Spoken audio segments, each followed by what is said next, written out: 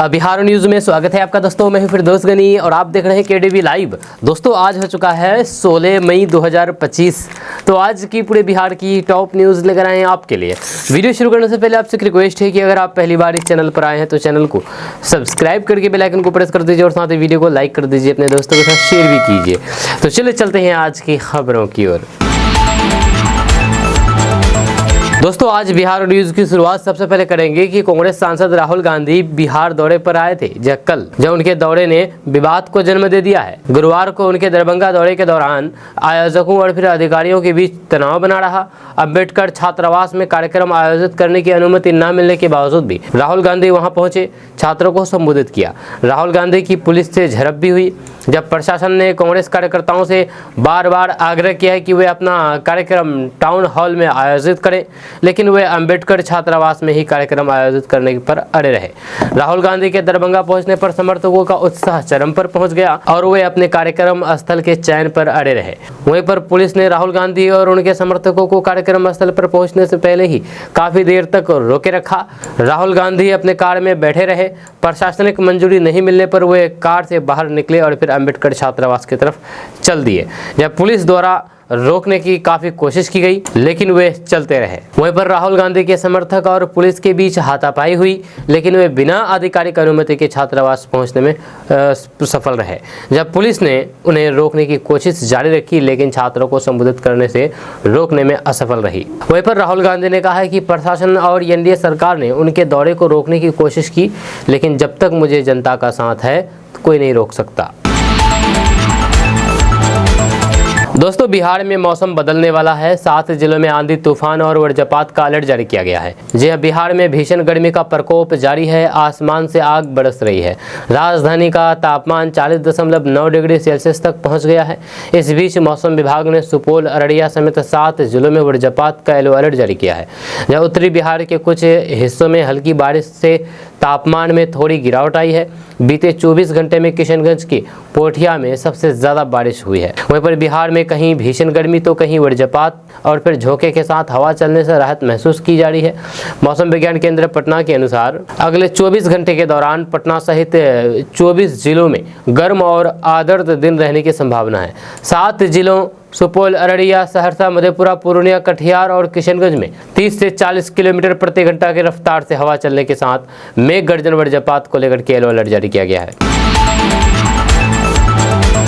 दोस्तों दरभंगा के अंबेडकर विश्वविद्यालय में जब राहुल गांधी छात्रों से मिलने पहुंचे तो पुलिस ने उनको रोकने की कोशिश की। इसके बावजूद भी राहुल गांधी मंच पर जाकर के छात्रों को संबोधित करने में कामयाब रहे। इस दौरान वहां भारी हंगामा हो गया। ये घटना कांग्रेस के बिहार विधानसभा चुनाव से पहले वोट बैंक मजबूत करने के अभियान की झलक है। जब कांग्रेस इस बार बिहार में विधानसभा चुनाव से पहले खास तैयारी कर रही है। पार्टी का मकसद है कि वे युवाओं और फिर खास करके दलित पिछड़े वर्ग के वोटरों से सीधे जुड़ सके। इसी कड़ी में राहुल गांधी ने दरभंगा में शिक्षा न्याय संवाद नाम का कार्यक्रम शुरू किया। कांग्रेस का दावा है कि इस कार्यक्रम से अब छात्रों को समय पर डिग्री मिलेगी और फिर नौकरी भी पक्की होगी।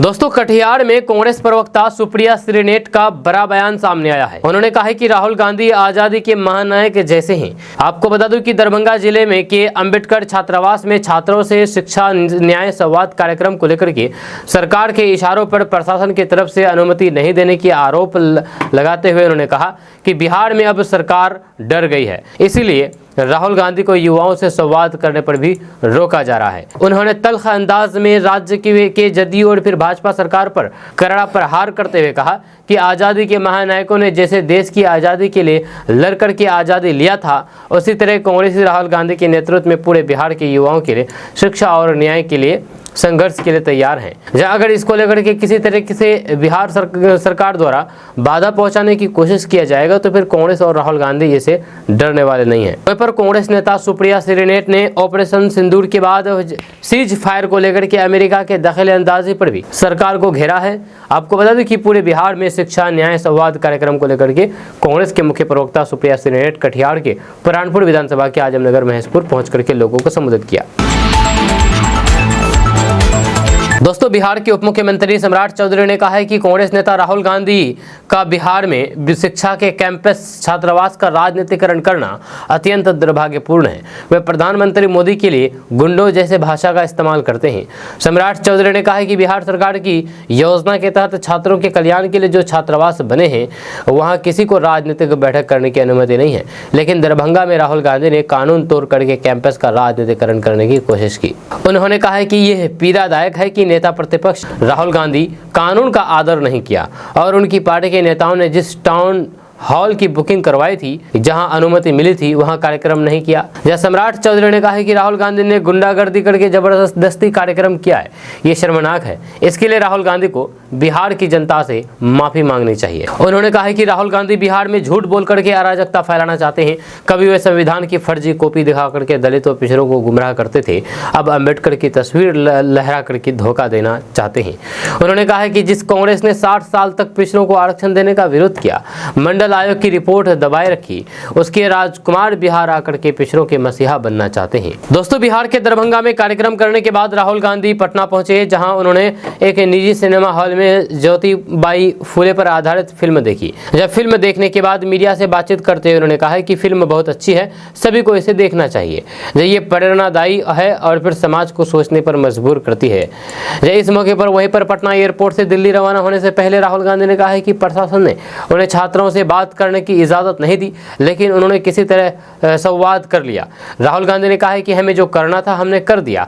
मैंने वहां जाति जनगणना पर बात की, हमें हॉस्टल के अंदर नहीं जाने दिया, शायद इसीलिए क्योंकि वहां हालात बहुत ख़राब थी। उन्होंने मुझ पर केस लगाए हैं और मेरे ऊपर 30 से 32 केस हैं, ये सभी मेरे मेडल हैं।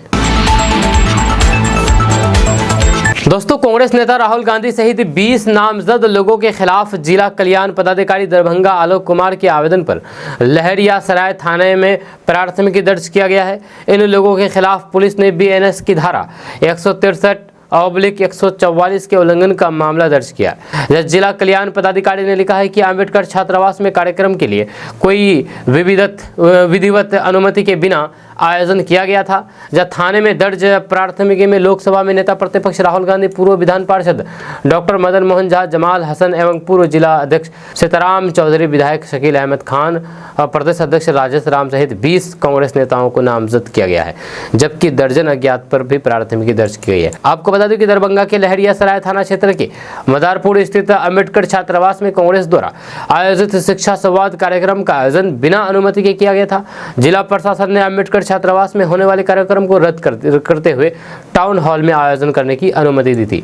हालांकि कांग्रेस नेता राहुल गांधी के दरभंगा पहुंचने के बाद काफी हाई वोल्टेज ड्रामा के बीच राहुल गांधी पैदल यात्रा करते हुए अम्बेडकर छात्रावास परिसर में शिक्षा संवाद कार्यक्रम को संबोधित किया।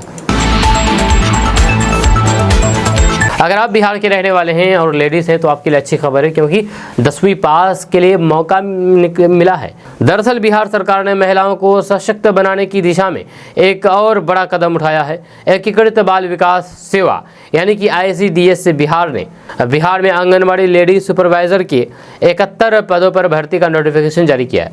ये भर्ती खास करके उन महिलाओं के लिए एक सुनहरा अवसर है जिन्होंने कम से कम 10वीं कक्षा पास की हो। ऑनलाइन आवेदन प्रक्रिया 21 मई 2025 से शुरू होकर के 10 जून 2025 तक चलेगी।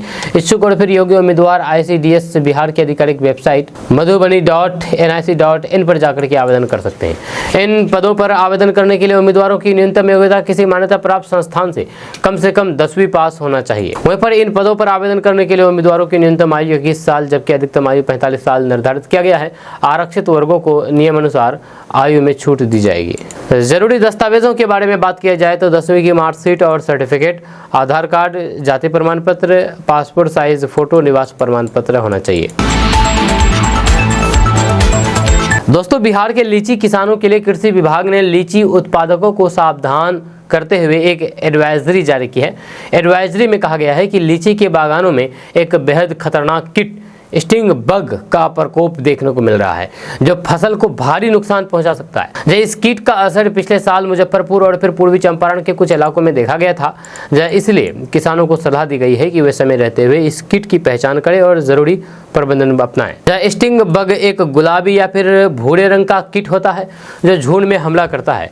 यह कीट नवजात अवस्था से लेकर के वयस्क होने तक लीची के पौधों के कोमल हिस्से जैसे नई कलियां, पत्तियां, पुष्पक्रम, छोटे फल, फलों के डंठल और पेड़ की कोमल शाखाएं पर ही हमला करता है। यह कीट इन हिस्सों से रस चूसता है, जिससे फूल और फिर फल काले पड़ करके झड़ने लगते हैं। अगर समय पर इस कीट को नियंत्रित नहीं किया जाए तो फिर ये लीची की फसल को 80% तक बर्बाद कर सकता है। ये कीट खास करके फरवरी से अप्रैल के बीच ज्यादा सक्रिय रहता है, जब लीची में फूल और फिर फल आ रहे होते हैं। खबरों के अनुसार स्टिंग बग लीची की फसल के लिए सबसे बड़ा खतरा बन चुका है।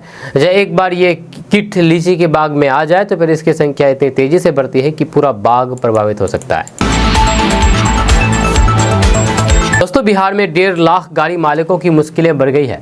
परिवहन विभाग गाड़ियों का रजिस्ट्रेशन रद्द करेगा। जी हां, आपको बता दूं कि बिहार परिवहन विभाग ने पूर्वोत्तर के 13 जिलों में टैक्स डिफॉल्टर 1,51,633 गाड़ियों का रजिस्ट्रेशन रद्द करने की प्रक्रिया शुरू कर दी है।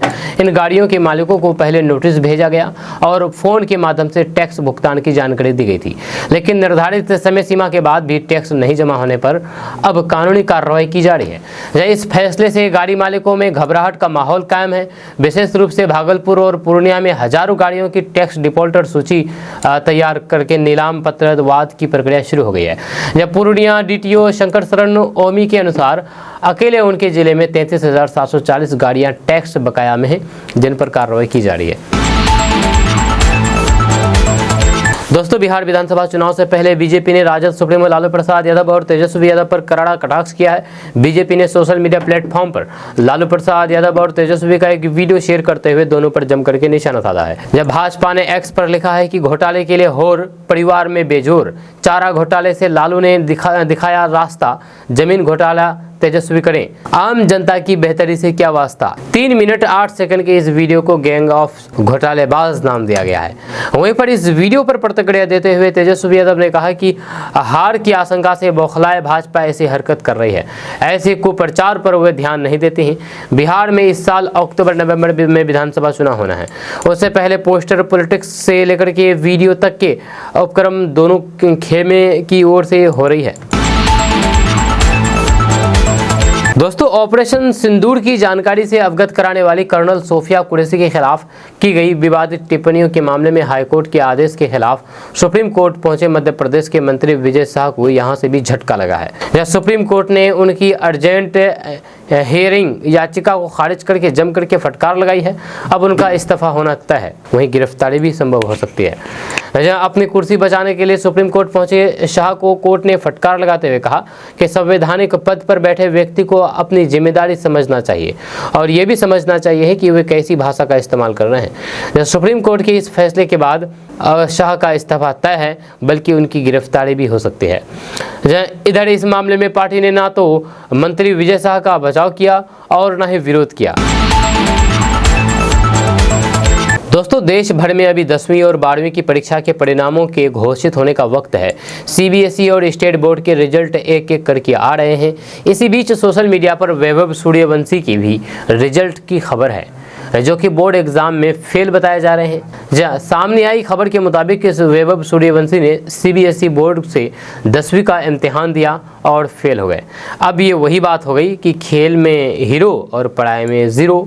मगर जो खबर सामने आई है उसमें कितनी सच्चाई है, इसका पता लगाना भी जरूरी है। जहाँ सोशल मीडिया के हवाले से वैभव सूर्यवंशी के फेल होने की खबर की जब हमने पड़ताल की, जांच की, तो पाया है कि ऐसा कुछ भी नहीं है। मतलब वैभव सूर्यवंशी बोर्ड एग्जाम में फेल नहीं हुए, तो फिर क्या वे इम्तिहान पास कर गए हैं? जी नहीं, ऐसा भी नहीं है, क्योंकि पास और फेल का सवाल तो तब उठेगा जब वे परीक्षा में बैठेंगे, उसे देंगे। अब सवाल यही कि जो खबर सामने आई है वो फिर क्या था, क्योंकि बिना आग के तो धुआं उड़ता नहीं है। तो जो खबर सोशल मीडिया पर वैभव सूर्यवंशी के 10वीं बोर्ड की एग्जाम में फेल होने को लेकर के आई है, वह दरअसल एक व्यंग है, जो उसमें सच जैसी कोई चीज नहीं है। उसमें लिखा गया है कि 14 साल के वैभव सूर्यवंशी के 10वीं के CBSE बोर्ड एग्जाम में फेल होने के बाद BCCI ने उनके आंसर शीट की DRS शैली की समीक्षा का अनुरोध किया है। अब रही बात कि सच क्या है, तो पहली बात यह है कि वैभव सूर्यवंशी अभी 10वीं के छात्र नहीं है, जहाँ वे अभी 9वीं क्लास में ही पढ़ रहे हैं, मतलब उनके बोर्ड एग्जाम में अभी वक्त है। 14 साल के सूर्यवंशी IPL 2025 के दौरान 35 गेंदों में शतक जमा करके चर्चा में आए थे। उन्होंने उस इनिंग में 11 छक्के जड़े थे। दोस्तों, कांग्रेस सांसद राहुल गांधी बिहार की एक दिवसीय यात्रा पर थे, जहां उनके बिहार दौरे को लेकर के पूर्णिया सांसद पप्पू यादव ने राजनीतिक नहीं माना है। उन्होंने कहा है कि राहुल गांधी बिहार में दलितों के अधिकार की बात करने आए हैं। पप्पू यादव ने आरोप लगाया है कि शिक्षा न्याय संवाद में भाग लेने जा रहे छात्रों को भी दरभंगा में प्रवेश नहीं करने दिया गया। उन पर SDO और DSP ने आतंकी कार्रवाई की है, इसलिए उनको सस्पेंड किया जाना चाहिए। जहाँ वहीं पर सांसद के मुताबिक राहुल गांधी से BJP को खौफ और डर है, इसलिए उनके कदमों को रोकना चाहती है। पप्पू यादव ने राहुल गांधी के दौरे को दबे कुचले लोगों के हिस्सेदारी से जोड़ा है। उन्होंने कहा है कि राहुल गांधी उस वर्ग और समाज के लिए बिहार आए जिनको आज़ादी के बाद से आज तक जो हिस्सेदारी आर्थिक रूप से मिलनी चाहिए थी वह नहीं मिली।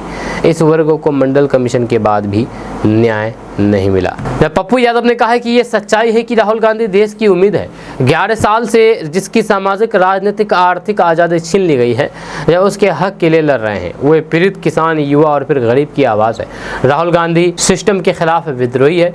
जब बिहार में आम आदमी की हिस्सेदारी, भागीदारी और फिर जिम्मेदारी को तय करने के लिए ये कार्यक्रम तय किया गया है। दोस्तों, राहुल गांधी अपने एक दिवसीय बिहार दौरे को खत्म करके वापस लौट गए हैं, लेकिन इस दौरे की सबसे खास बात यह रही है कि एयरपोर्ट जाने के रास्ते में लालू प्रसाद यादव का आवास होने के बावजूद भी वह उनसे मिलने के लिए नहीं गए, ना ही उन्होंने तेजस्वी यादव से मुलाकात की, जिसके बाद बिहार की सियासत, राजद और कांग्रेस के रिश्ते पर फिर से चर्चा शुरू हो गई। जहां महागठबंधन की 2 बैठकों में दोनों पार्टियों के बीच सब कुछ सही होने के दावे किए गए, जब बिहार चुनाव को लेकर के कोऑर्डिनेशन कमेटी भी बनाई गई, जिसकी अध्यक्षता तेजस्वी यादव को सौंपी गई। जहां राजद की तरफ से ये दावा किया गया है कि सारे मतभेद खत्म हो गए, लेकिन कांग्रेस की तरफ से लगाए गए ऐसे संकेत मिल रहे थे कि वे इससे खुश नहीं है। जब पार्टी की कोशिश है कि वे बिहार में अपने पैरों पर खड़ा हो सके।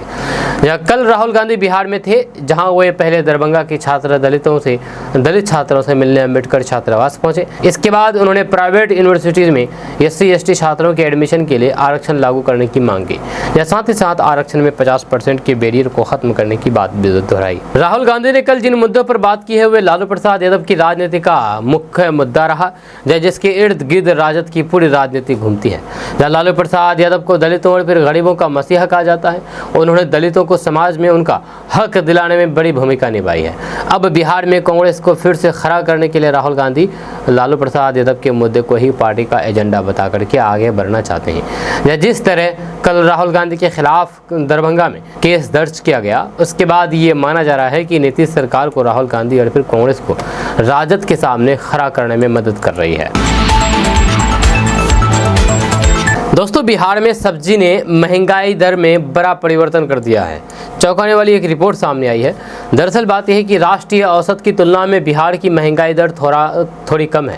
यह आकलन इस वर्ष अप्रैल के संदर्भ में है और फिर इसका बड़ा कारण सब्जियों के मूल्य में तुलनात्मक रूप से कमी है। हालांकि पिछले वर्ष तक ऐसी स्थिति नहीं थी। जब केंद्रीय सांख्यिकी एवं क्रियान्वयन मंत्रालय महंगाई से जुड़े आंकड़े जारी करता है, इसे उपभोक्ता मूल्य सूचकांक कहा जाता है। ये सूचकांक दैनिक उपयोग की सामग्री के औसत मूल्य के घटते बढ़ने का ब्यौरा देता है। अप्रैल में बिहार में महंगाई दर 2.90% रही है, जबकि राष्ट्रीय औसत 3.16% रही है। यानी कि बिहार में रोजमर्रा की वस्तुएं और फिर सेवाओं के लिए राष्ट्रीय औसत की तुलना में थोड़ा कम भुगतान करना पड़ रहा है। आपको बता दूं कि 26 अनिवार्य वस्तुओं और फिर सेवाओं के मूल्य के आधार पर उपभोक्ता मूल्य सूचकांक का निर्धारण होता है। दोस्तों, बिहार के शिक्षा विभाग ने एक बड़ा फैसला लेते हुए स्पष्ट कर दिया है कि जब तक सभी कोटे के शिक्षकों का वेतन भुगतान नहीं हो जाता तब तक जिला स्तरीय पदाधिकारी और फिर कर्मियों का वेतन भी रोक दिया जाएगा। इस संबंध में शिक्षा विभाग के एसीएस ने सभी जिला शिक्षा पदाधिकारी को पत्र भेजा है। लेटर में स्पष्ट कर दिया है कि विभाग को कई जिलों से ऐसी शिकायतें मिल रही है कि बजट और फिर आवंटन मिलने के बावजूद भी कुछ शिक्षकों को समय पर वेतन नहीं मिल पा रहा है। जब विभाग ने इस दिशा में कड़ा रुख अपनाते हुए यह निर्देश जारी किया है कि शिक्षकों के वेतन के बिना किसी भी जिला स्तर के अफसर या फिर कर्मी को वेतन नहीं मिलेगा। यह आदेश तब तक प्रभावी रहेगा जब तक सभी संबंधित शिक्षकों को उनके वेतन नहीं मिल जाता। वहीं पर विशेष सचिव द्वारा भेजे गए पत्र में यह भी कहा गया है कि यदि किसी शिक्षक का वेतन तकनीकी कारणों से लंबित है तो फिर इसकी जिम्मेदारी संबंधित जिला शिक्षा पदाधिकारी की होगी, जहां उन्हें मुख्यालय के तकनीकी अधिकारियों से संपर्क करके हर हाल में शिक्षकों का वेतन भुगतान सुनिश्चित करना होगा। ये निर्देश शिक्षा व्यवस्था में पारदर्शिता और फिर जवाबदेही लाने की दिशा में एक महत्वपूर्ण कदम माना जा रहा है। अब यदि किसी शिक्षक का वेतन लंबित है तो फिर इसके लिए सीधे संबंधित जिला शिक्षा पदाधिकारी को जिम्मेदार ठहराया जाएगा। दरअसल जेडीयू की राजनीतिक सलाहकार समिति की बैठक में आरएसएस की भी चर्चा हुई है। भाजपा में उनकी महत्वपूर्ण भूमिका का उदाहरण दिया गया, लेकिन तुरंत ये भी कहा गया है कि जेडीयू के कार्यकर्ताओं से आरएसएस की तुलना नहीं की जा सकती है। कहा गया है कि हमारे कार्यकर्ता भी समर्पित है, निस्वार्थ भाव से मुख्यमंत्री नीतीश कुमार के नेतृत्व में लगातार मजबूत कर रहे हैं। जेडीयू की राजनीतिक सलाहकार समिति की पहली बैठक में गुरुवार को यह सब हुआ, जब बैठक प्रदेश कार्यालय में बुलाई गई थी। वहीं पर पार्टी के कोषाध्यक्ष और फिर विधान परिषद सदस्य ललन सर्राफ अपने भाषण में राजनीतिक सलाहकार समिति के सदस्यों की महत्व के बारे में बता रहे थे। उन्होंने कहा है कि आप लोग जेडीयू की रीढ़ है, ठीक भाजपा के लिए आरएसएस की तरह।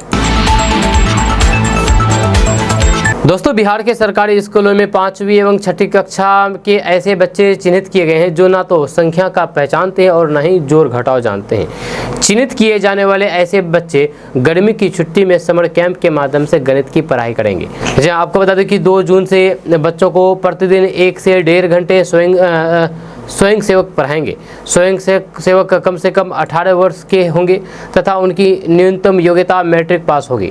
ये कार्य पूर्ण स्वैच्छिक होगा। इसके लिए स्वयं सेवकों को किसी प्रकार का मानदेय नहीं मिलेगा। वहीं पर शिक्षा विभाग के मुताबिक सरकारी विद्यालयों के 5वीं एवं 6ठी कक्षा के बच्चों के लिए गर्मी की छुट्टी में गणितीय समर कैंप का आयोजन गाँव टोलों में किया जाएगा। जहाँ स्वयं सेवी संस्था प्रथम के सहयोग से ये कैंप तकरीबन 1 लाख टोलों में आयोजित करने का लक्ष्य है। हर कैंप में एक स्वयंसेवक होंगे जो प्रतिदिन 1 से 1.5 घंटे तक 10 से 15 बच्चों को पढ़ाएंगे। दोस्तों, हिंदुस्तानी अवाम मोर्चा के अध्यक्ष जीतन राम मांझी को जोरदार झटका लगा है। दरअसल पार्टी के राष्ट्रीय उपाध्यक्ष और फिर बिहार सरकार में मंत्री और 3 बार विधायक रह चुके जीएस रामचंद्र दास जनसुराज में शामिल हो गए। दास को खुद जनसुराज के सूत्रधार प्रशांत किशोर ने पार्टी की सदस्यता दिलाई है।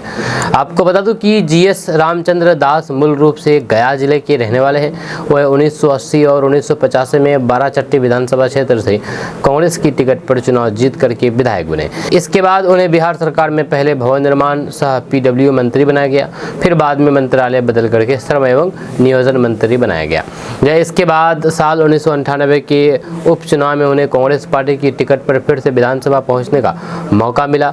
बोध गया से 1995 में विधायक बनी मालती दास को 1998 में नवादा से संसदीय का टिकट दिया गया। सीट के खाली होने पर जीएस रामचंद्र को मौका मिल गया। फिलहाल वे जीतन राम मांझी की हिंदुस्तानी एवं मोर्चा में राष्ट्रीय उपाध्यक्ष के पद पर थे। जनसुराज में शामिल होने के दौरान दास ने कहा कि वे प्रशांत किशोर की बिहार में व्यवस्था परिवर्तन के विचारों से प्रभावित होकर के पार्टी में शामिल हुए हैं। अब वे अपने पूरे राजनीतिक अनुभव के साथ बिहार में पार्टी को मजबूत करने का काम करेंगे। दोस्तों, बिहार सरकार ने अपने उस आदेश को वापस ले लिया है जिसमें सभी पुलिसकर्मियों, पुलिस पदाधिकारियों और बिहार के सभी सरकारी अधिकारियों से साथ साथ सभी कर्मियों की छुट्टियों को रद्द कर दिया गया था। जब बिहार सरकार ने अपने उस आदेश को रद्द कर दिया है, इसको लेकर के सामान्य प्रशासन विभाग की तरफ से आदेश जारी कर दिया गया है। दरअसल भारत और पाकिस्तान के बीच बढ़ते तनाव को देखते हुए बिहार सरकार ने सतर्कता बरती थी। जब बिहार सरकार ने एक बड़ा निर्णय लेते हुए तत्काल प्रभाव से सभी प्रशासनिक, पुलिस और फिर आपदा प्रबंधन से जुड़े हुए अधिकारियों और फिर कर्मियों की छुट्टियां रद्द कर दी थी। इस आदेश को संभावित आपात हालात से निपटने के लिए उठाया गया एक ऐतिहासिक कदम माना जा रहा है। वहीं पर भारत पाकिस्तान के बीच सीज फायर के बाद हालात सामान्य होने के बाद अब बिहार सरकार के सामान्य प्रशासन विभाग ने अपने उस आदेश को रद्द कर दिया है जिसमें सभी तरीके की छुट्टियों को रद्द किया गया था। दोस्तों, वक्फ मामले पर सुप्रीम कोर्ट में कल सुनवाई हुई। जब अदालत वक्फ संशोधन कानून को चुनौती देने वाली याचिका पर सुनवाई कर रही है। जब CJI BR गवई और फिर जस्टिस येजी मसीह की बेंच ने कल सुनवाई किया। इससे पहले केंद्र सरकार ने सुप्रीम कोर्ट को आश्वासन दिया था कि वे वक्फ बाय यूजर समेत वक्फ संपत्तियों को गैर अधिसूचित नहीं करेगी।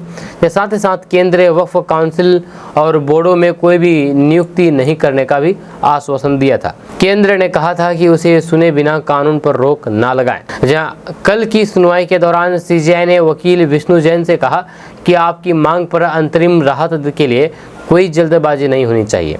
वहीं पर वकील और फिर तृणमूल कांग्रेस के नेता कल्याण बनर्जी ने कहा कि मैंने JPC समिति में था, मुझे बहस की अनुमति दी जाए। इस पर CJI ने पूछा कि आप सांसद या फिर वकील के रूप में बोलेंगे। CJI ने कहा कि हम किसी को भी बहस करने से नहीं रोक सकते, खास करके तब जब लाइव प्रसारण शुरू हो गया है। हमारे पास वकील, सांसद सभी कोई है। आज की सुनवाई के बाद अदालत ने अब अगली सुनवाई की तारीख मंगलवार तय कर दी है। इस सुनवाई के दौरान राज्यसभा सांसद और वरिष्ठ नेता कपिल सिब्बल ने बतौर वकील संशोधन विरोध में बोला कि शनिवार को कोर्ट में नोट्स दाखिल कर देंगे, जबकि सॉलिसिटर जनरल तुषार मेहता ने कहा कि वे सोमवार तक दाखिल कर देंगे। सुप्रीम कोर्ट ने साफ कर दिया है कि 20 मई को कोई अंतरिम आदेश देने की अव्यवस्था पर विचार करते समय हिंदू पक्षों की तरफ से वक्फ कानून 1995 की वैधता को चुनौती देने वाली किसी भी याचिका पर विचार नहीं करेगा। दोस्तों, कांग्रेस सांसद राहुल गांधी का बिहार दौरे पर फिर से बवाल जारी है। जब बिहार में कुछ महीने में विधानसभा चुनाव होने वाले हैं और उसके पहले राहुल गांधी अपनी पार्टी कांग्रेस के लिए पूरा माहौल बनाने में लगे हैं। जहां हालांकि अपने बिहार दौरे के समय कांग्रेस सांसद राहुल गांधी ने एक ऐसी टिप्पणी भी कर दी जिस पर बिहार की सियासत में हंगामा खड़ा हो सकता है। जब राहुल गांधी दरभंगा में अम्बेडकर हॉल के छात्रों से मिलने आए थे, हालांकि उनकी गाड़ी को हॉस्टल के अंदर एंट्री नहीं दी गई। जब पुलिस प्रशासन ने हॉस्टल के गेट लगा दिए और राहुल गांधी को बाहर ही रोक दिया गया। इस दौरान राहुल के कार्यकर्ता पुलिस से झड़प रहे थे और राहुल गांधी अपनी कार के भीतर बैठ करके वीडियो शूट करने लगे। इस बीच राहुल गांधी ने कहा है कि हिंदुस्तान में लोकतंत्र नहीं है। राहुल गांधी की ये टिप्पणी इसलिए अहम हो जाती है कि वे संसद में नेता प्रतिपक्ष की कुर्सी पर भी बैठे हैं। उन्होंने कहा है कि बिहार में NDA की डबल इंजन धोखेबाज सरकार मुझे अम्बेडकर हॉस्टल में दलित और पिछड़े छात्रों से बातचीत करने से रोक रही है। यह संवाद कब से अपराध हो गया? नीतीश जी, आप किस बात से डर रहे हैं? क्या बिहार में शिक्षा और सामाजिक न्याय की स्थिति छुपाना चाहते हैं? राहुल गांधी ने सोशल मीडिया पर एक वीडियो पोस्ट किया है जिसमें उन्होंने कहा कि मैं SC/ST हॉस्टल में छात्रों से मिलने गया था, लेकिन देखिए सामने क्या तमाशा हो रहा है। लोकतंत्र की बात करते हैं लेकिन यहाँ मुझे मिलने से रोका जा रहा है। वीडियो संदेश में राहुल गांधी ने शिक्षा और फिर आरक्षण से जुड़े हुए 3 प्रमुख सवाल उठाए हैं और कहा है कि हम चाहते हैं कि शिक्षा में सरकार अधिक पैसा खर्च करें, आरक्षण की 50% वाली दीवार को तोड़ा जाए और प्राइवेट शिक्षा संस्थानों में आरक्षण लागू हो। वहीं पर छात्रों को संबोधित करते हुए राहुल गांधी ने कहा है कि हमें आपसे मिलने नहीं दिया जा रहा है, लेकिन हमारी आवाज़ नहीं रोकी जा सकती है। हम शांति से जा रहे थे, फिर भी प्रशासन ने तमाशा खड़ा कर दिया। आपकी मांगों को उठाना हमारा कर्तव्य है। दोस्तों, लोकसभा में नेता प्रतिपक्ष राहुल गांधी को दरभंगा में डॉक्टर अंबेडकर कल्याण छात्रावास में कार्यक्रम नहीं करने की अनुमति देने के प्रशासन के निर्णय का बिहार के नेता प्रतिपक्ष तेजस्वी यादव ने जोरदार विरोध किया है। उन्होंने CM नीतीश कुमार को निशाने पर लेते हुए इसे लोकतांत्रिक परंपराओं की धज्जियां उड़ाने वाला बताया है। साथ ही पूरे मामले में उन्होंने एक बार फिर से DK टैक्स का जिक्र करते हुए बिहार में रिटायर भ्रष्ट अधिकारी द्वारा सरकार चलाने की बातें कही है। राहुल गांधी के समर्थन में उतरे तेजस्वी यादव ने कहा कि रिटायर भ्रष्ट अधिकारी और टायर खैर, मुख्यमंत्री ने लोकतांत्रिक परंपराओं की धज्जियां उड़ाते हुए लोकसभा में देश के नेता प्रतिपक्ष राहुल गांधी की छात्रों के साथ संवाद कार्यक्रम की अनुमति नहीं दी। ये स्पष्टता से इसका कारण नीतीश कुमार और फिर उनकी पार्टी के भ्रष्ट चौकड़ी बताए हैं। बिहार में अपराधियों ने तांडव मचा रखा है, प्रतिदिन सैकड़ों लोगों की जान जा रही है। जहां नीतीश भाजपा का भ्रष्ट, निकम्मा, नाकारा और फिर नालायक सिस्टम अपराध को रोक नहीं पा रहा है, इसलिए सोचा कि अब विपक्ष के सकारात्मक संवाद को ही रद्द कर दे। अचेत मुख्यमंत्री जी में अगर थोड़ी सी भी सजगता और होश बचा है तो इस आदेश को अविलंब रद्द कराए, अन्यथा बताएं कि क्या इसके अनुमति के लिए भी डीके टैक्स देना होगा। दोस्तों, बिहार में रेलवे नेटवर्क को मजबूती देने के लिए एक नई रेलवे लाइन परियोजना का कार्य प्रारंभ होने जा रहा है। ये नई लाइन बिहार के 2 प्रमुख जिलों के बीच स्थगित की जाएगी, जिससे यात्रा में आसानी होगी, स्थानीय निवासियों को बेहतर परिवहन सेवाएं मिलेगी और फिर भूमि की यानी कि जमीन की कीमतों में वृद्धि की संभावना है। इस परियोजना के तहत 25 गाँव में भूमि अधिग्रहण की प्रक्रिया ड्रोन तकनीकी की सहायता से की जाएगी। नई रेल लाइन के लिए हवाई सर्वेक्षण, ट्रैफिक परीक्षण, इंजीनियरिंग ड्राइंग, मिट्टी की जाँच और एरियल मैपिंग का कार्य प्रारंभ हो चुका है। इस परियोजना पर लगभग 1 करोड़ 8 लाख रुपए खर्च होंगे। यह परीक्षण और फिर अध्ययन कार्य में DGPS अधिकारी आधारित ड्रोन का उपयोग किया जाएगा। दोस्तों, बिहार में महज कुछ ही महीने बाद विधानसभा चुनाव होने वाला है। इसको लेकर के एक बार फिर से सियासत हलचल तेज है। यह सियासी गलियारों का पारा चढ़ने लगा है। नेताओं की स्थगित रैलियां और फिर चुनावी जनसभाएं फिर से शुरू होने लगी है। इस बीच 15 मई को नेता प्रतिपक्ष तेजस्वी राहुल गांधी बिहार पहुंचे। इस बीच राहुल गांधी की कार को रोका गया अम्बेडकर छात्रावास में आयोजित कार्यक्रम में जाने से। राहुल गांधी की कार को रोके जाने की खबर सामने आते ही कांग्रेस सांसद प्रियंका गांधी वाड्रा ने बिहार पुलिस पर आरोप लगाते हुए इस कृत्य को शर्मनाक, निंदनीय और कायरतापूर्ण बताया है। जब प्रियंका गांधी ने सोशल मीडिया प्लेटफॉर्म एक्स पर एक पोस्ट में कहा कि दरभंगा के अंबेडकर छात्रावास में शिक्षा न्याय संवाद कार्यक्रम के तहत छात्रों से बातचीत करने जा रहे विपक्ष के नेता राहुल गांधी जी को रोकना बेहद शर्मनाक है, निंदनीय और फिर कायरतापूर्ण कृत्य है। उन्होंने कहा है कि बिहार के लोग राज्य में एनडीए सरकार की तानाशाही को बर्दाश्त नहीं करेंगे। जब प्रियंका गांधी ने कहा है कि तानाशाही पर उतारू जेडीयू बीजेपी गठबंधन सरकार बताएं कि विपक्ष के नेता का बिहार जाना अपराध है या दलितों, पिछड़ों, वंचितों और फिर गरीबों की आवाज उठाना अपराध है। न्याय और क्रांति की धरती बिहार के लोग इस तानाशाह को बर्दाश्त नहीं करेंगे। इससे पहले दिन में राहुल गांधी ने आरोप लगाया है कि दरभंगा में अंबेडकर छात्रावास जाते समय बिहार पुलिस ने उसे रोका और कहा कि केंद्र सरकार लोकतंत्र, संविधान और फिर अल्पसंख्यकों के खिलाफ है। दोस्तों, बिहार में कुछ बड़ा होने वाला है। दिन निकलते ही सीएम नीतीश कुमार ने मंत्रियों के घरों का दौरा किया। इससे अंदाजा लग रहा है कि बिहार में कुछ बड़ा होने वाला है। दरअसल बिहार की तपती गर्मी के बीच सियासत का तापमान भी अब धीरे धीरे बढ़ने लगा है। वजह साफ है कि नवंबर में विधानसभा चुनाव होने वाला है। इस बार माहौल गरमाने की शुरुआत खुद मुख्यमंत्री नीतीश कुमार ने की है, जिन्होंने अचानक बिना किसी पूर्व सूचना की राजधानी पटना की सड़कों पर भ्रमण शुरू कर दिया। यही नहीं, मुख्यमंत्री का ये बिन बताए मंत्री अधिकारियों के घर दौरा न सिर्फ राजनीतिक हलकों में चर्चा का विषय बन गया है, बल्कि इसे कई तरह के राजनीतिक संकेत भी निकलने लगे हैं। ऐसे में कयास लगाए जा रहे हैं कि बिहार में कुछ बड़ा होने वाला है। जब राजधानी के लोग भीषण गर्मी से बचने के उपाय खोज रहे थे, उसी समय मुख्यमंत्री नीतीश कुमार ने अपने काफिले को तैयार करने का निर्देश खुद दिया। खुद गाड़ी में बैठ करके निकल पड़े। जब किसी को भनक तक नहीं थी कि मुख्यमंत्री अचानक इस तरह सड़कों पर उतर जाएंगे। जब मुख्यमंत्री नीतीश कुमार सबसे पहले मंत्री विजय चौधरी के आवास पर पहुंचे, वहां उन्होंने थोड़ी देर बातचीत की, फिर आगे बढ़ गए। इसके बाद वो वरिष्ठ मंत्री विजेंद्र यादव के घर पहुंचे। यहाँ भी उनके आगमन की कोई पूर्व सूचना नहीं थी। उन्होंने मंत्री से हालचाल लिया, स्वास्थ्य की जानकारी ली, फिर वहां से रवाना हो गए। नीतीश कुमार का अगला ठिकाना बना मंत्री अशोक चौधरी का आवास, जहां उन्होंने कुछ मिनटों तक बातचीत की। इसके बाद मुख्यमंत्री अपने प्रधान सचिव दीपक कुमार के आवास भी पहुंच गए। इस तरह एक ही सुबह में मुख्यमंत्री ने 4 अहम लोगों से मुलाकात करके न सिर्फ प्रशासनिक सक्रियता दिखाई, बल्कि एक बार फिर से अपने पुराने अंदाज में राजनीतिक संकेत भी दे दिए। मुख्यमंत्री नीतीश कुमार की ये अचानक की गई गतिविधियां सियासी गलियारों में चर्चा का विषय बन गई है। राजनीतिक विश्लेषक इसे नीतीश कुमार की एक सोची समझी रणनीति मान रही हैं। उनके अनुसार नीतीश कुमार जब भी इस तरीके के अचानक एक्टिव होते हैं तो उनका कोई ना कोई गहरा अर्थ होता है, जो कुछ दिनों बाद सामने आता है। ये दौर ठीक वैसे ही दिख रहा है जैसे उन्होंने कई बार गठबंधन की राजनीति में अचानक बड़े फैसले लिए थे। दोस्तों, भारत पाकिस्तान तनाव के दौरान बॉर्डर पर तैनात बिहार निवासी आर्मी जवान राम बाबू सिंह पिछले दिनों शहीद हो गए। उनका पार्थिव शरीर बुधवार को सिवान जिले के बरहड़िया प्रखंड स्थित वसीलपुर गांव स्थित उनके पैतृक घर लाया गया। हजारों की भीड़ उनके अंतिम दर्शन के लिए उमड़ी। जब महज 6 महीने पहले राम बाबू की शादी हुई थी। जब पार्थिव शरीर घर पहुंचा तो फिर मां और फिर पत्नी शव से लिपट करके रोती रही। सेना के जवानों ने शहीद के अंतिम संस्कार से पहले उनकी पत्नी से आखिरी इच्छा पूछी तो वहां मौजूद सभी लोग भी भावुक होकर के रोए। जब सेना के जवान राम बाबू के पार्थिव शरीर को लेकर के उनके पैतृक गांव वासिलपुर पहुंचे, राजकीय सम्मान के साथ उनका अंतिम संस्कार किया गया। शहीद के दरवाजे पर ताबूत आते ही वहां मौजूद महिलाएं दहाड़ मार करके रोने लगी। अपने बेटे के पार्थिव शरीर से लिपट करके उनकी मां विलाप करती रही। जब पत्नी अंजलि को उनकी मां ढांढस बता रही थी, रो रो करके उनका बुरा हाल था। शहीद की मां अपने बेटे का नाम ले ले करके बार बार अचेत हो जा रही थी। जब पत्नी और मां को किसी तरह लोग संभाल रहे थे।